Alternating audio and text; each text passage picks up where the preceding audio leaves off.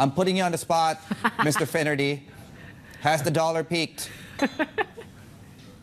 I think certainly it's a peak in terms of earlier this year. It certainly looks like it's in place.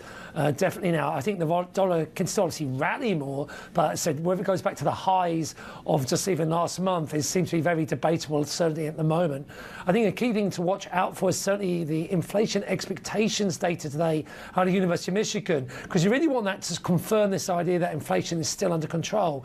If that goes above 3.1, which is a recent high, if it goes above 3.1% for 5 to 10 year inflation expectations, with the highest since 2011, and you may see some of the euphoria of yesterday evaporate slightly because the idea that, oh, this isn't as good as we thought it would be. If it stays muted, then I think the market will be very happy indeed with inflation coming down, and again, that would lead to more dollar weakness.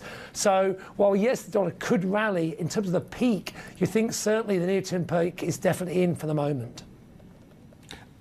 But David, I mean, the reasons why it's been strengthening, those reasons are still there, those spreads still remain, and we've got an economy which is perhaps in rude health, one would argue.